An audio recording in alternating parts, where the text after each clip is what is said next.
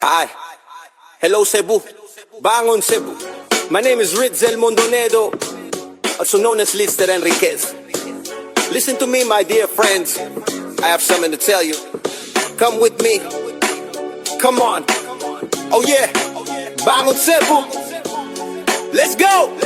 Yo, hell. Kapag namulat ka sa kahirapan at ikaw ay mayaman, itong ating tandaan, wala tayong dala. Nung tayo ipinanganak sa mundo, pareho lang ang ating mararanasan. Kapag biglang may kalamidad, katulad ng bagyong Tinyo, kaya dapat lang ay magkapit bisip tayo. Doon mo lang malaman na marami pa tayong hindi nauunawaan at napahalagahan ng mga bagay na hindi mo pa nakikita. Kaya patayo buhay sa bawat pagsubok sa buhay. Huwag kang matakot dahil habang may buhay ay may pag-asa at laging may bagong umaga. At higit sa lahat, andyan ang Diyos na siya para samahan ka. Manatili kang mabuting tao at mapagkumbaba sa sarili. Dahil ang taong mabuti at mapagkumbaba, ang pusoan siyang pinagpala ni Jah.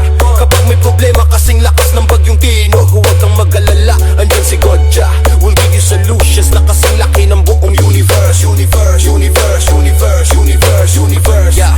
Kaya gising na kaibigan ko at tayo'y magkaisa ni Jah. Dahil siya ang ating Alpha at Omega.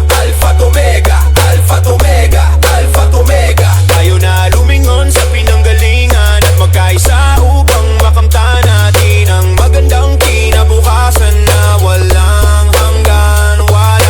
Dahil ang sabi niya at sinabi niya sa akin, naganap na ang mga yon. Ako ang Alpha at ang Omega, ang pasimula at ang wakas. Ang sinong mang nauuhaw ay bibigyan ko ng tubig mula sa bungkalang tubig ng buhay nang walang bayad.